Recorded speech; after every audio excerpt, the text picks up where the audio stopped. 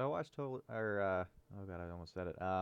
Schindler's List, Steven Spielberg's movie from 1993. It's black and white. It's all about World War II and Germany's atrocities. Uh, I gotta say, like, I don't know how Spielberg does it. Honestly, like, he's just got a way of bringing movies to life, and I think this was the same year that Jurassic Park came out, so it was kind of funny that I think he did both of those movies. So yeah, like what a powerful film. So Schindler's List, it's about a man named Oskar Schindler and his ability to kind of undermine the Nazis and their uh, attempts to eradicate the Jewish people. He's an owner. He's a billionaire playboy philanthropist, played by Liam Neeson. So amidst all the Liam Neeson outrage right now, which is totally blown out of proportion, it was cool to see him in this kind of role. Like I've never seen outside of Qui-Gon Jinn, I've never seen Liam Neeson play this type of character where he is just awe-inspiring. Like he just has and the black and white does him wonders too. Because I think there's something awesome about black and white films. It gives kind of it makes people look more perfect than they really are. Like you can't see the imperfections of skin and what have you. It just gives certain people like a look that really works for them. Uh, and since since it was based in the 1940s, it's cool that Spielberg chose to make it a black and white film because I think that's when black and white films were most prominent. So it's kind of paying homage to film noir and black and white and just classic movies. And in the case of Schindler's List, he doesn't kind of overdo it with the film noir stuff. Like he doesn't do he has a couple shots of people with their faces slightly masked in shadow, but beyond that, it was almost document documentary documentary. There we go, English. Um, because he just brought to life the terror and chaos that came with the Nazis and their just crimes against humanity.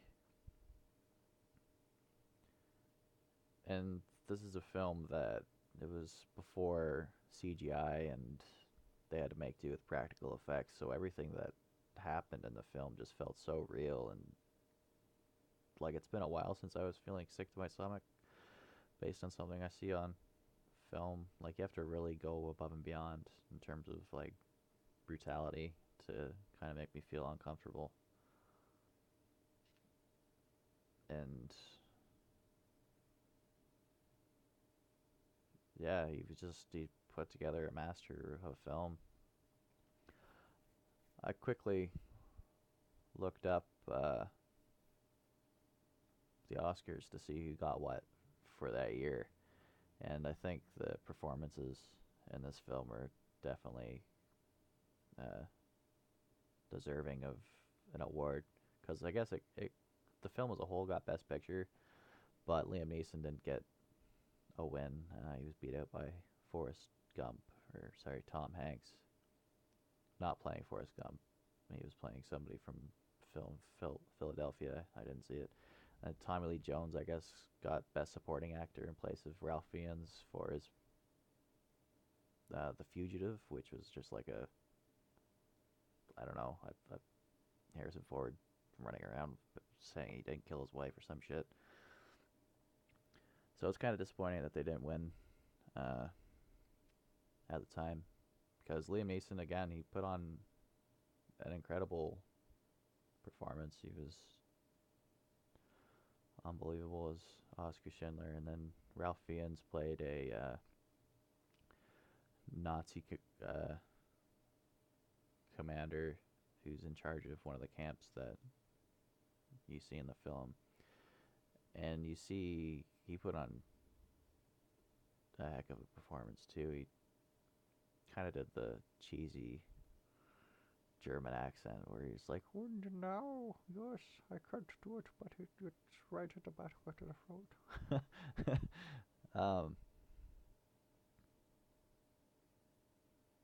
And this guy is just a stone cold killer drone. Like, he follows orders without question, and then he just has no conscience towards the killing of these people. So the way that Ralph was able to bring this character to life was very unsettling, and like that's how you're supposed to act, right? You're supposed to make you feel uncomfortable when you're playing a character.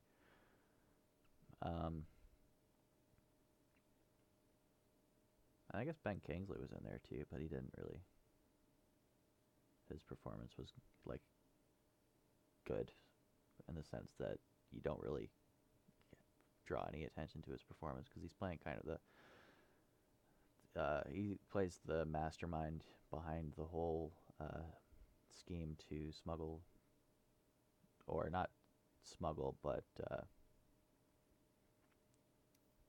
use Oscar Schindler's business to the advantage of the Jewish people. So he's able to make it an kind of a loophole where he'll have people that he doesn't want to see die become employees of Oscar Schindler.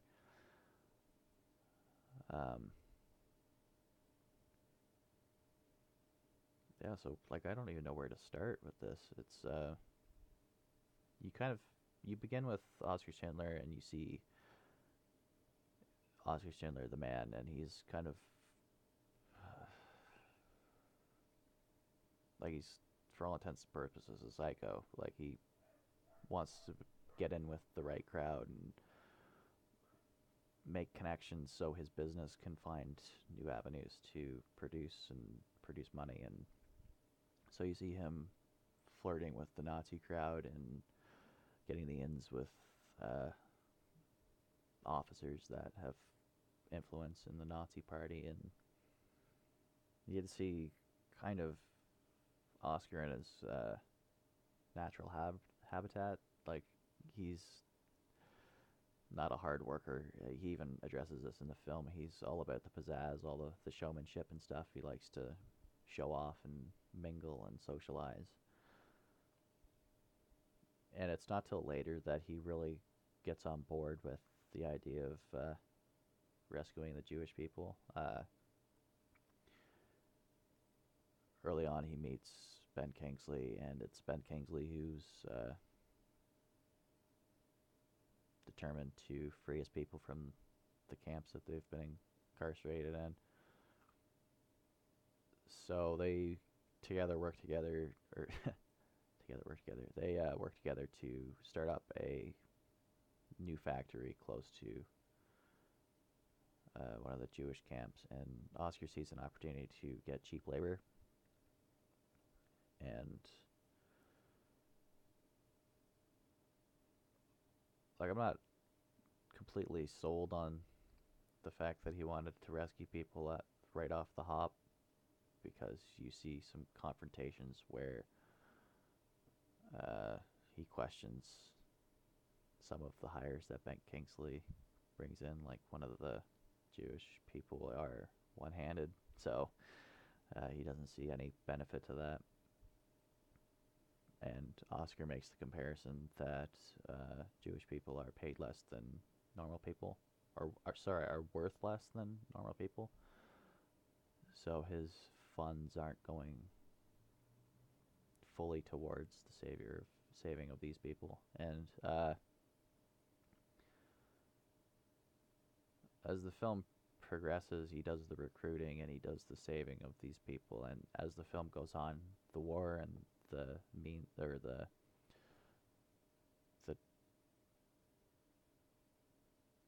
depth that the Nazis are going towards getting rid of these people increases in brutality and depravity, and you just see the horrors of the war as it was going on. And this is where it looks more like a documentary, because it,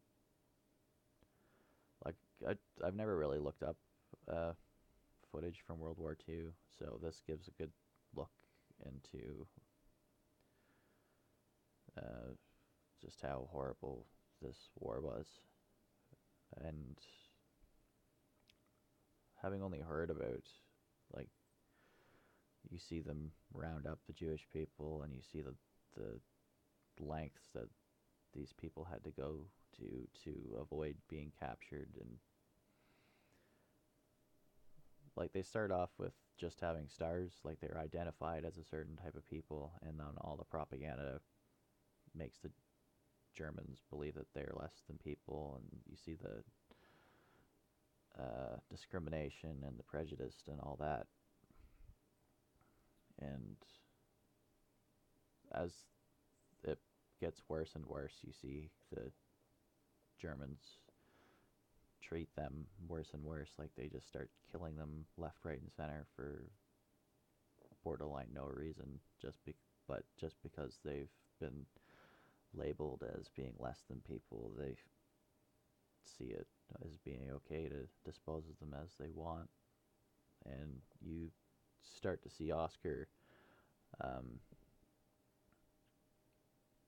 also see that the war is getting worse, and the treatment of these people is getting worse. So he's starting to take matters into his own hands, and he's making more of an effort to undermine the Nazi Party and rescue Jewish people from the camps. But as his efforts can only go so far, because towards the middle, well, not even the middle, just about quarter way into the film, you get introduced to Ralph Fiennes, and he's this newly appointed Nazi commander of a new camp that's being erected to house Jewish prisoners. And this is where you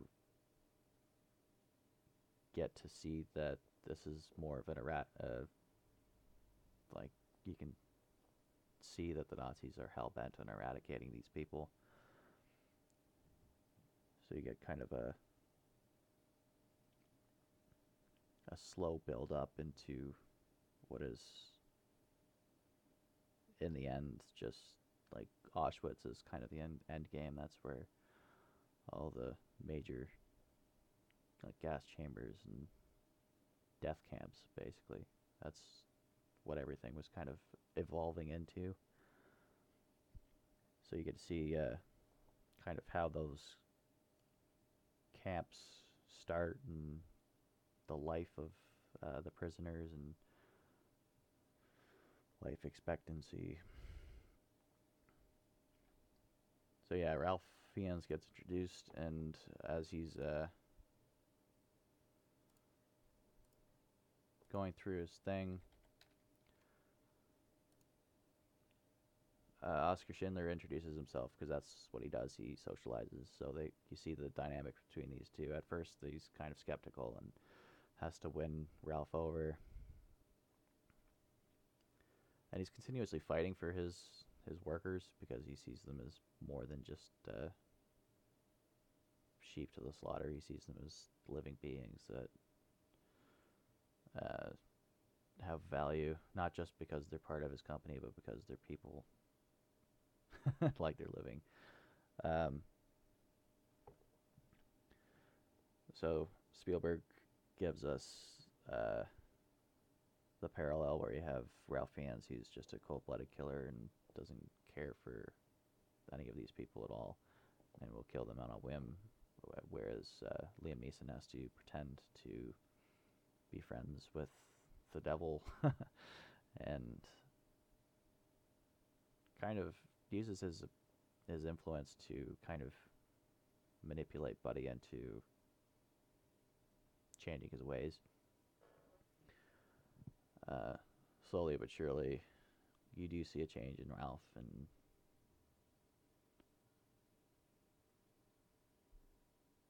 that relationship doesn't really falter at any point. And basically, the movie is just Liam Neeson versus the growing death toll and his attempts to hire as many people as possible to stave the stave off their elimination.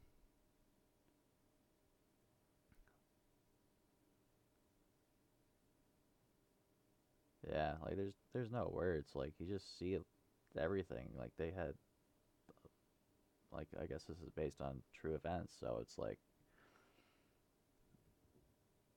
it's heavy.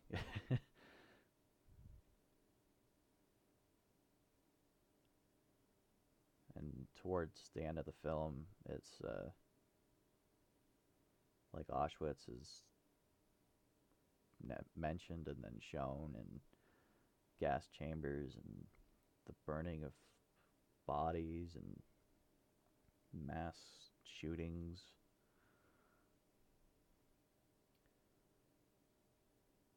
Like I felt like Liam Neeson at the end of the film. He feels bad that he wasn't able to save more.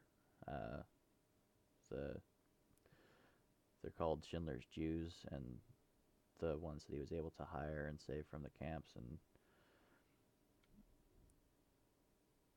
you just see Liam Neeson's character just feel the full weight of everything at the very end, and he feels terrible that he wasn't able to save more. Like he was able to save 1,100 people, which in the grand scheme of things is barely any. But as one person in such a in a war, like that's an amazing feat. So yeah. So Schindler's List, incredibly heavy movie. Um, I'd recommend watching it for anybody that hasn't seen it. Like, there's lots to learn from it. Like, you just see the horrors of man in war times, and just like things that where you're supposed to learn from history, or you're else here to repeat it. I say good for Spielberg for being able to put this movie or bring these events to life in the manner that he did, because like even if it was just a fiction, like it's a really well put together film, and unfortunately it was based on real life events. So 10 out of 10 would recommend. Bring some gravel, you're gonna have an upset stomach.